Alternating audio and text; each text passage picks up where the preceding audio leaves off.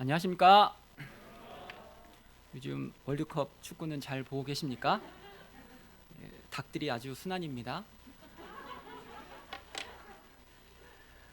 브라질과 해서 꼭 이길 수 있기를 기도합니다. 제 기도하고 시작하겠습니다. 감사하신 하나님 아버지, 오늘도 귀한 주일 예배 허락하여 주셔서 감사합니다. 주님, 말씀 가지고 주님 앞에 나왔습니다. 주님께서 저희 마음을 열어주시고 낮춰주셔서 저희에게 맞는 인격적인 말씀 허락하여 주시기를 간절히 기도합니다. 죄인의 모든 허물을 예수님의 보혈로 씻어주시고 덮어주셔서 주의 말씀만 대언할 수 있도록 도와주십시오. 예수님의 이름으로 기도드렸습니다. 아멘. 오늘 말씀의 제목은 잃어버린 자를 찾아 구원하러 오신 예수님입니다. 오늘 말씀에는 정말 완전히 변화된 한 사람이 나옵니다. 그런데 그는 맹인도 아니고 병이 들었다가 고침받은 것도 아니었고 귀신 들린 사람도 아니었습니다. 겉으로 보면 멀쩡해 보이는 사람인데 완전히 다른 사람이 되었습니다. 오늘 말씀을 통해 정말 사람은 무엇으로 사는 존재인가 생각해 보게 됩니다. 예수님이 이 땅에 오신 이유는 우리를 구원하시고 살리시기 위해서입니다. 이 시간 잃어버린 자를 찾아오신 예수님은 어떤 분이신가 만날 수 있기를 기도합니다. 파트 1, 주여 보기를 원하나이다. 31절을 보십시오. 예수님은 12제자를 데리시고 이제 마지막으로 예루살렘에 올라가시는 중이었습니다. 이때 예수님은 12제자들에게 예루살렘에서 일어날 일에 대해서 말씀해 주셨습니다. 우리가 예루살렘으로 올라가노니 선지자들을 통하여 기록된 모든 것이 인자에게 응하리라. 이 땅에서 예수님은 항상 하나님의 계획과 뜻에 순종하셨습니다. 예수님은 항상 말씀을 가르치셨고 병든 자를 고치시며 귀신을 쫓아내셨습니다. 하지만 가장 중요한 일이 남아 있었습니다. 32절과 33절을 보십시오. 인자가 이방인들에게 넘겨져 희롱을 당하고 능욕을 당하고 침뱉음을 당하겠으며 그들은 채찍질하고 그를 죽일 것이나 그는 3일 만에 살아나리라. 예수님은 지금까지 6번이나 이 십자가 죽으심과 부활에 대해서 반복해서 제자들에게 말씀하셨습니다. 이번에는 더 구체적으로 이방인들에게 넘겨질 것과 희롱과 능욕과 침뱉음과 채찍질 당하실 것을 말씀하셨습니다. 예수님은 세상 죄를 지고 가는 하나님의 어린 양으로 이 땅에 오셨습니다. 이사야 선지자는 예수님에 대해서 정확하게 예언했습니다. 그가 찔림은 우리의 허물 때문이요 그가 상함은 우리의 죄악 때문이라. 그가 징계를 받음으로 우리는 평화를 누리고 그가 채찍에 맞음으로 우리는 나음을 받았도다. 그런데 제자들의 반응은 어떠합니까? 34절을 보십시오. 제자들이 이것을 하나도 깨닫지 못하였으니 그 말씀이 감추었으므로 그들이 그 이르신 바를 알지 못하였더라. 언뜻 보면 말씀이 감추어져 있기 때문에 제자들이 깨닫고 싶어도 깨달을 수 없는 것처럼 보입니다. 하지만 예수님은 엠마오로 내려가는 제자들에게 미련하고 선지자들이 말한 모든 것을 마음에 더디 믿는 자들이라고 책망하셨습니다. 그리고 즉석에서 구약 성경에 나타난 예수님이라는 주제로 말씀 공부를 해주셨습니다. 그들이 왜 이처럼 예수님의 죽으심과 부활에 대해서 깨닫지 못하는 것일까요? 그들은 고난의 메시아는 생각한 적이 없었습니다. 정치, 군사적인 메시아를 꿈꾸고 있었습니다. 세상에서 높아지고자 하는 야심으로 가득했습니다. 그때 원하지 않는 것은 듣고 싶어 하지 않았고 받아들이지 않았습니다. 예수님, 왜 죽으셔야 하나요? 메시아는 영원히 왕노릇하는 것이 아닌가요? 이렇게 물어보아야 했습니다. 하지만 물어보는 순간 예수님의 죽음이 확정되는 것이 두려워 더 이상 묻지도 않았습니다. 예수님의 죽음은 예수님 안에서 내가 계획하고 꿈꿔온 삶이 무너지는 것이기 때문입니다. 하지만 예수님은 그들이 깨닫지 못해도 예루살렘에서 당할 일을 계속해서 말씀하시며 준비시키셨습니다. 우리가 듣고 배우는 많은 말씀들이 있습니다. 듣고 위로가 되고 깨달아지는 말씀도 있지만 다 팔아 가난한 자들에게 주고 예수님을 따르라. 나를 위해서 자기 목숨을 잃는 자는 얻으리라. 이런 말씀처럼 어려워서 받아들이기 쉽지 않은 말씀도 있습니다. 예수님은 때가 되어 깨닫고 순종하기까지 계속해서 가르쳐 주십니다. 우리는 부자 청년처럼 고민하며 예수님을 떠나지 말아야 합니다. 우리도 제자들처럼 부활하신 예수님을 만나 말씀을 깨닫고 순종하며 영생을 얻는 삶 살 수 있기를 기도합니다. 35절을 보십시오. 예수님 일행이 여리고에 가까이 가셨을 때 한 맹인이 길가에 앉아 구걸하고 있었습니다. 이 맹인 거지는 그날따라 평소와 다른 분위기를 느꼈습니다. 자기 앞을 지나가는 사람들이 많아지고 이곳저곳에서 웅성거리는 소리가 들렸습니다. 맹인 거지는 지나가는 사람에게 무슨 일이 일어났냐고 물었습니다. 사람들은 나사렛에서 온 예수님이 지나가신다고 말해 주었습니다. 38절을 보십시오. 그때 맹인 거지가 갑자기 소리치기 시작했습니다. 다윗의 자손 예수여, 나를 불쌍히 여기소서. 사람들은 분명 그에게 나사렛에서 온 예수님이라고 알려주었는데 맹인 거지는 예수님을 다윗의 자손이라고 부르며 소리쳤습니다.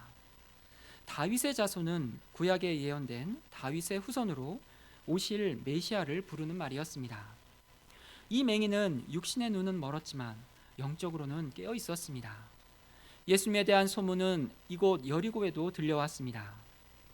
예수님은 앉은 뱅이를 걷게 하시고 소경에 눈을 뜨게 하시고 죄사함을 선포하시며 중풍병자를 일으키셨습니다. 말씀의 권세로 귀신을 내쫓으시고 바람과 파도도 잔잔케 하셨습니다. 떡 5개와 물고기 2마리로 5,000명을 먹이신 사건은 온 나라를 떠들썩하게 하였습니다.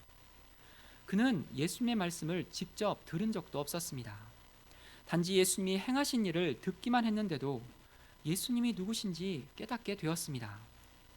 예수님은 행하시는 표적을 통해서도 자신을 믿을 수 있다고 말씀하셨습니다. 내가 아버지 안에 거하고 아버지께서 내 안에 계심을 믿으라. 그렇지 못하겠거든 행하는 그 일로 말미암아 나를 믿으라. 맹인은 예수님이 행하신 일들을 듣고서 예수님이 바로 다윗의 자손으로 이 땅에 오신 메시아이심을 믿게 되었습니다. 맹인은 예수님이 여리고에 머물지 않으시고 지나가신다는 말을 들었습니다. 예수님이 이곳을 지나가시면 언제 다시 올지 알 수 없었습니다. 기회는 항상 있는 것이 아니었습니다. 믿음이 있는데 가만히 있을 수 없었습니다. 그의 외치는 소리는 그의 간절한 기도였습니다. 39절을 보십시오. 이 맹인 거지는 자리에서 일어나 사람들이 몰려가는 곳으로 더듬으며 따라갔던 것 같습니다. 앞에 가는 사람들이 소리치며 따라오는 그 맹인 거지가 시끄러워서 꾸짖었습니다. 아, 좀 조용히 갑시다. 좀 시끄러워 죽겠네. 그만 좀 하세요. 하지만 맹인 거지의 외치는 소리는 중단되지 않았습니다. 그는 더욱 크게 소리 질렀습니다. 다윗의 자손이여, 나를 불쌍히 여기소서. 그는 지금 절박하였습니다. 그의 믿음이 그를 절박하게 만들었고 그의 절박한 상황이 그의 믿음을 더욱 굳게 하였습니다. 사람들이 뭐라 하든지 상관하지 않았습니다. 어차피 그는 눈에 뵈는 게 없었습니다. 하지만 그의 영적인 눈은 오직 예수님께만 고정되었습니다. 예수님을 꼭 만나고 싶었습니다. 40절을 보십시오. 예수님은 가던 걸음을 멈추시고 그를 데리고 오라고 명하셨습니다. 예루살렘으로 가시는 마지막 십자가의 길이었지만 예수님은 수많은 사람들 속에서 들려오는 그 믿음의 소리에 기뻐하셨을 것입니다. 사람들의 손에 이끌려 온 맹인 거지를 보신 예수님이 물으셨습니다. 41절을 다 같이 읽어보시겠습니다. 시작.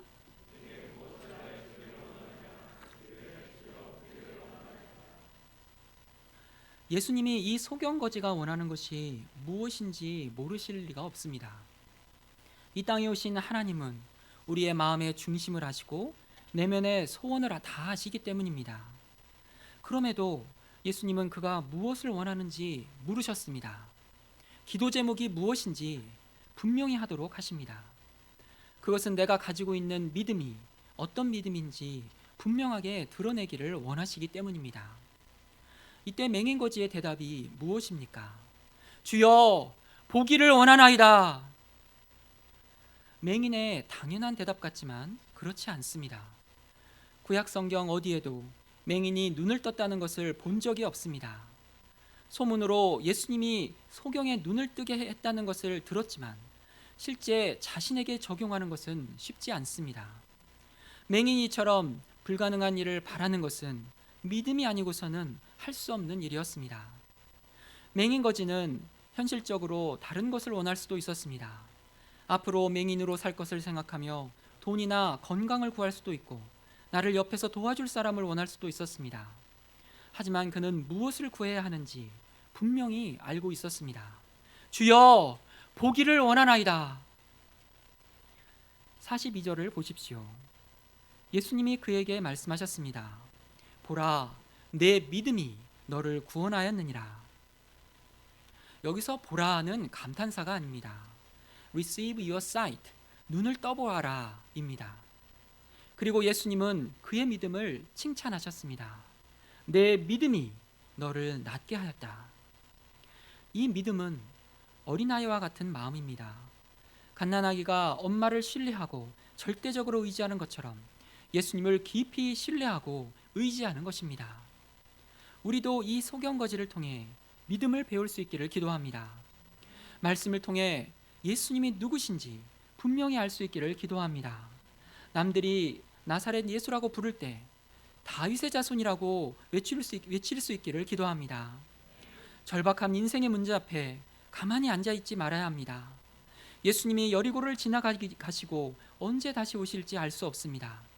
부르짖어 기도할 때 시끄러워 민폐라고 해도 무시하고 오직 예수님만 바라볼 수 있기를 기도합니다. 무엇보다 우리가 바라는 것을 분명히 할 수 있기를 기도합니다. 건강하고 병이 낫는 것을 구할 수 있습니다. 직장과 물질 문제의 해결을 구할 수 있습니다. 죄악된 습관이 고쳐지고 거룩한 삶으로의 변화를 구할 수도 있습니다. 하지만 먼저 우리의 감겨진 영적 눈이 떠서 나를 대신하여 십자가에 못 박히신 예수님을 볼 수 있기를 기도합니다. 부활하셔서 지금 우리와 함께 계시는 예수님을 볼 수 있기를 기도합니다. 성탄절을 앞두고 이 땅에 오신 아기 예수님을 볼 수 있는 영의 눈이 떠질 수 있기를 간절히 기도합니다. 파트 2, 잃어버린 자를 찾아 구원하러 오신 예수님. 1절을 보십시오. 예수께서 여리고로 들어가 지나가시더라. 여전히 예수님은 여리고에 머무시지 않고 지나가시고 계셨습니다. 그런데 여리고에는 예수님을 만나야 하는 절박한 사람이 또 있었습니다. 2절을 보십시오. 삭개오라 이름하는 자가 있으니 세리장이요 또한 부자라. 삭개오라는 사람이 여리고에 살고 있었습니다. 삭개오라는 이름은 히브리 말 자카이의 헬라식 이름입니다. 이 이름은 의로운, 순결한이라는 뜻을 가지고 있습니다. 그가 어떤 사람인지에 대해서 자세하게 나와 있지는 않지만 말씀 속에 나오는 몇 가지 단어를 생각해 볼 수 있을 것 같습니다. 먼저 그는 세리장으로서 여리고 세관의 세관장이었습니다. 세관장이란 세리들을 지휘하고 감독하는 사람입니다. 당시 세리는 로마의 권력을 등에 업고 세금을 거두는 직업이었습니다. 일정 금액만 로마에게 납부하고 나머지는 자기들이 가져도 되기 때문에 수단 방법을 가리지 않고 더 많이 거두었습니다. 지역 경제를 소상히 하는 그 지방 사람들이 세리가 되었기 때문에 세금을 안 내고 빠져나갈 구멍이 없었습니다. 세리장은 여리고 지역 어디에 누가 사는지, 그 집의 형편이 어떤지, 어떤 직업에 종사하고 그 수입이 어떤지 모두 파악하고 있었습니다.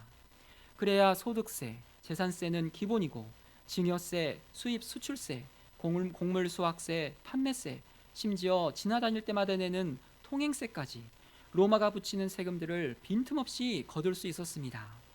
카드가 아니라 현금으로 거래하는 붕어빵집도 옆에서 대기하다가 거래세를 붙였습니다. 그들은 마치 면허증을 가진 강도와 같았습니다. 삭개오는 이들을 고용하는 우두머리였습니다.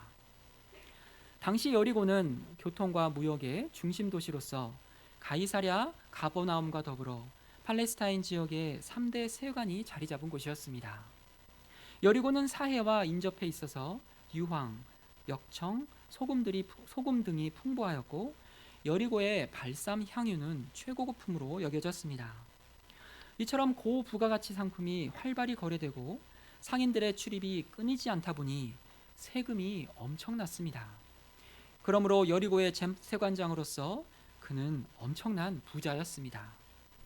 하지만 당시 세리는 창기와 함께 누구나 인정하는 죄인이었습니다. 이방인인 로마인들과 왕래하기 때문에 율법상 부정한 자요, 로마의 하수인으로 반역자, 변절자로 낙인 찍혔습니다. 그러므로 로마의 권력을 등에 업고 세리가 된 사람들은 돈을 벌기 위해서라면 피도 눈물도 없이 살겠다고 독하게 마음먹은 사람들입니다. 그가 왜 이런 직업을 선택했는지는 구체적으로 나와 있지 않습니다. 가난하고 돈 없다고 무시받은 과거의 상처가 있었는지 모르겠습니다. 세상은 돈만 있으면 모든 것을 가질 수 있고 할 수 있다고 생각하며 일찍부터 돈에 눈을 떴을지도 모르겠습니다. 3절에 보면 삭개오는 키가 작았습니다. 키가 작은 것은 오늘날도 사람들로 하여금 깊은 운명주의에 빠지게 합니다. 하지만 키 작은 삭개오가 세리장까지 된 것을 보면 그는 운명을 딛고 일어선 엄청난 의지와 노력의 사람이었을 것입니다. 자기보다 키 크고 잘난 세리들 속에서도 경쟁하여 이겼습니다. 그는 자기 인생의 계획과 목표대로 사회적 지위와 부를 이룬 부족함 없는 사람이었습니다. 3절을 보십시오. 그가 예수께서 어떠한 사람인가 하여 보고자 하되 키가 작고 사람이 많아 할 수 없어. 어떤 이유에서인지 삭개오가 예수님이 어떠한 사람인지 보고자 하였습니다. 그런데 사람들이 너무 많았습니다. 키가 작은 삭개오가 사람들 속으로 들어간다면 그렇지 않아도 자신을 미워하는 사람들이 축구공처럼 이리 치고 저리 치며 그들의 발에 짓밟힐 것 같았습니다. 삭개오는 그냥 여기서 포기할 수도 있었습니다. 하지만 그는 포기하지 않았습니다. 4절을 보십시오. 앞으로 달려가서 보기 위하여 돌 무화과 나무에 올라가니 이는 예수께서 그리로 지나가시게 되밀어라. 삭개오는 예수님 일행의 진행 방향을 예측했습니다. 그리고 그 진행 방향에 돌 무화과 나무가 서 있는 것을 보았습니다. 삭개오는 앞서 달려가서 돌 무화과 나무에 올라가기 시작했습니다. 유대인들이 입은 옷은 바지가 아니라 통옷입니다. 나무에 올라가려면 통옷을 걷고 다리를 보이며 올라가야 했습니다. 그것은 다 큰 어른이 하는 행동이 아니었습니다. 세관장에 복장을 하고 돌 무화과 나무에 올라간 모습은 마치 원숭이 한 마리가 나무에 매달려 있는 것 같았습니다. 사람들은 돌 무화과 나무에 올라간 삭개오를 보며 한마디씩 했습니다. 저기 좀 봐! 와, 원숭이가 나무 위에 앉아 있어! 와, 색인 곱는 원숭이다! 와! 하지만 삭개오는 사람들이 뭐라고 하건 올라간 나무에서 내려오지 않았습니다. 그는 사회적 체면과 위신도 버리고 자존심도 내려놓았습니다. 그의 눈은 자기 쪽으로 오고 계시는 예수님만 바라보고 있었습니다. 그의 모습을 통해 우리는 삭개오가 예수님을 보고자 하는 것이 단순한 호기심이 아닌 것을 알 수 있습니다.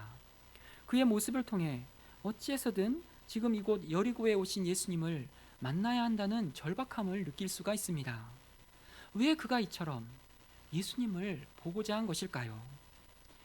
삭개오는 열심히 경쟁하고 노력해서 원하는 것을 얻었지만 행복하지 않았습니다. 오히려 잃은 것이 더 많았습니다. 그는 사람들을 잃어버렸습니다. 어느새 그의 주위에는 아무도 없었습니다. 아무도 자신과 관계성을 맺으려 하지 않았습니다. 굽실거리는 사람들도 아쉬운 일 때문에 왔다가도 일이 끝나면 다시는 얼씬도 하지 않았습니다. 가족들조차도 자신을 인정해 주지 않았습니다. 비록 세리들과는 잘 지내는 것 같았지만 모든 관계가 형식적이고 가식적이었습니다. 그는 점점 삶의 의미와 가치를 잃어버렸습니다. 남은 것은 죄인이라는 정죄감뿐이었습니다. 그도 자기의 이름처럼 의롭고 순결하게 살고 싶었습니다. 하나님 앞에 예물을 드리고 예배도 드리고 사람들에게 인정도 받고 존경도 받고 싶었습니다. 자식들에게 죄인의 아들이라는 소리를 듣게 하고 싶지 않았습니다. 그런 생각으로 잠 못 이루는 밤이 많을 때 예수님에 대한 소문을 듣게 되었습니다. 예수님은 그 어떤 죄인도 영접하여 주신다고 하였습니다. 세리와 창기도 예수님께 나아가면 영접하시고 그들의 친구가 되어주신다는 것이었습니다. 심지어 가버나움 세관장에 근무하던 세리 레위도 예수님의 제자가 되었다는 것을 들었습니다. 그도 예수님을 만나고 싶었습니다. 미국의 여론조사기관인 퓨리 서치 센터에서 작년에 한국을 포함한 17개 선진국 성인 1만 9천 명을 상대로 조사한 적이 있었습니다. 조사의 질문은 삶을 의미 있게 하는 것은 무엇인가 였습니다. 조사 대상 중에 14개국에서는 가족과 아이들을 가장 많이 선택했습니다. 가족이 1순위가 아닌 나라가 3개 나라였는데 스페인은 건강, 대만은 사회, 한국은 물질적 풍요였습니다. 직업적 성취, 사회적 지위, 건강, 가족, 취미, 친구나 이웃의 관계, 여러 선택 종목 중에서 물질적 풍요가 1위인 나라는 한국이 유일하였습니다. 더욱이 인생을 의미 있게 하는 요인으로 한 가지만 선택한 사람들의 비율도 한국이 62%로 가장 높다고 하였습니다.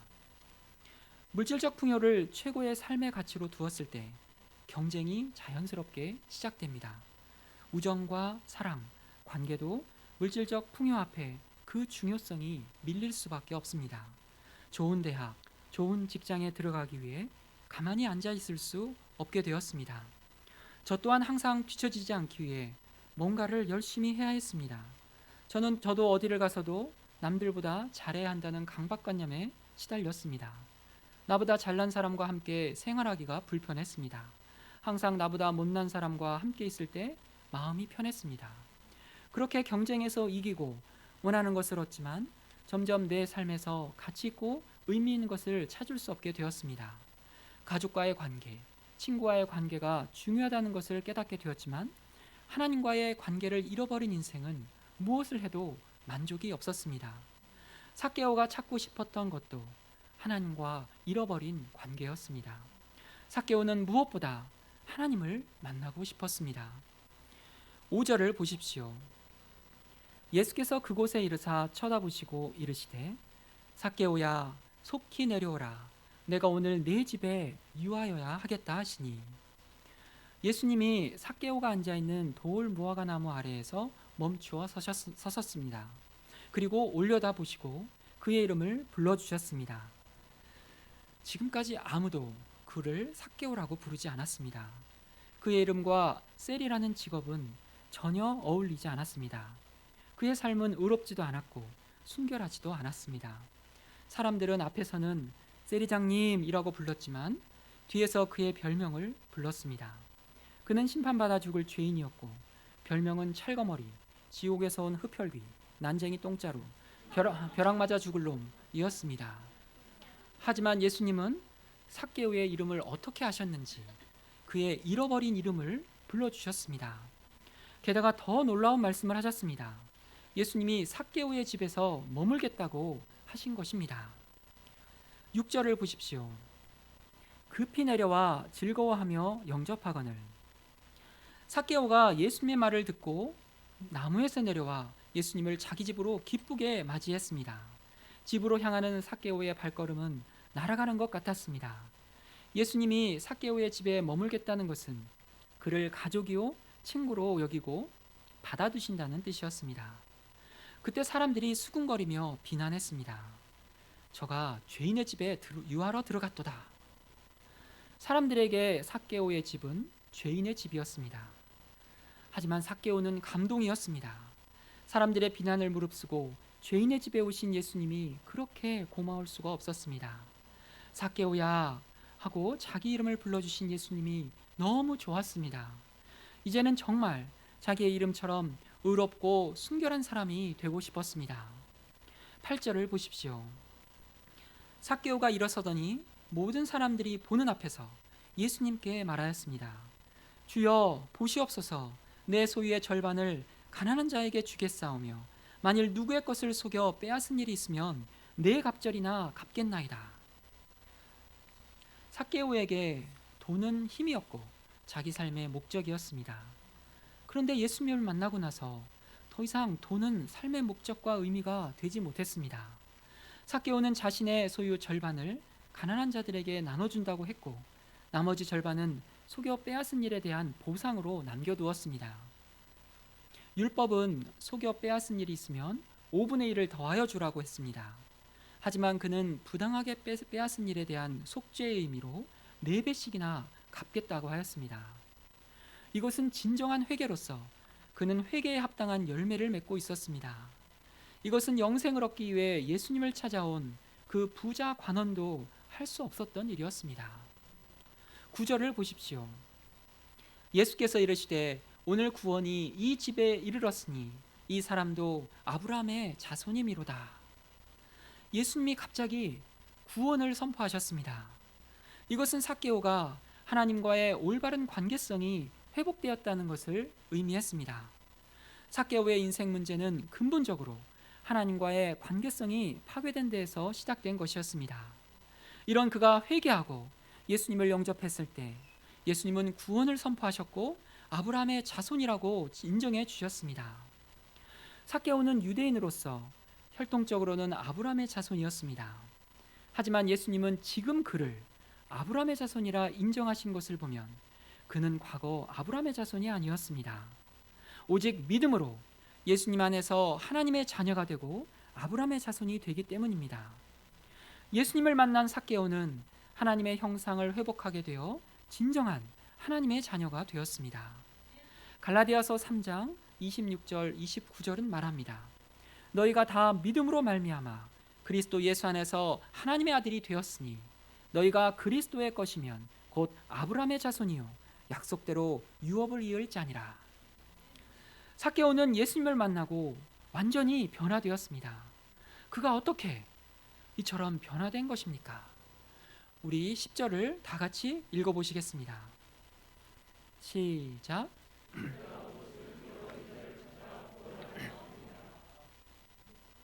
여기서 우리는 예수님이 삭개오를 바라보는 마음이 어떠한지 알 수 있습니다. 사람들은 삭개오를 죄인으로 부르고 그를 정죄하며 심판받아 마땅하다고 생각했습니다. 삭개오 자신도 누구도 자신과 함께 하지 않는 더러운 죄인이라고 생각했고 정죄감과 죄의식으로 괴로워했습니다.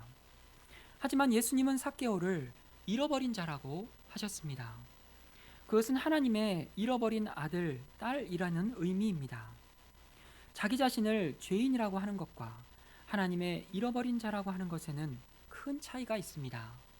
죄인이라는 말에는 판단과 정죄의 의미가 있고 심판의 대상이요 소망될 수 없는 자라는 의미가 들어 있습니다. 하지만 하나님의 잃어버린 자라는 것은 본래 하나님께 속한 사람, 하나님 나라 백성, 하나님의 자녀였다는 의미입니다. 우리는 모두 아담의 자손들이요 죄로 인해 하나님의 잃어버린 자식들입니다. 자식을 잃어버린 부모의 심정이 어떠합니까? 벽보와 광고에 나오는 잃어버린 아이들의 사진은 10년 전, 20년 전의 사진들입니다. 자식을 잃어버린 부모의 시간은 그 잃어버린 날짜로 시간이 멈추어 있다고 합니다. 부모는 자식을 찾을 때까지 찾습니다. 자식이 살아서 무엇을 하며 살고 있는지, 죽었으면 죽었다는 사실이라도 확인하지 못하면 부모의 일상의 생활은 불가능합니다. 예수님은 잃어버린 자를 찾기 위해 이 땅에 오셨습니다. 이것이 목자의 마음이요 하나님의 마음입니다. 삭개오가 변화된 것은 이 예수님의 마음을 알았기 때문입니다. 삭개오를 찾으시고 그를 영접하신 예수님의 마음을 알게 되었을 때 지금까지 그가 붙들고 있었던 모든 것을 내려놓을 수 있었습니다. 이제 성탄절이 가까이 오고 있습니다. 예수님이 연약한 아이의 모습으로 이 땅에 오신 것은 하나님을 떠나 죄 가운데 살아가는 잃어버린 자들을 구원하기 위해서입니다. 아기 예수님이 자라서 십자가에 못 박히신 것은 잃어버린 우리를 되찾기 위해 값을 치르신 것입니다.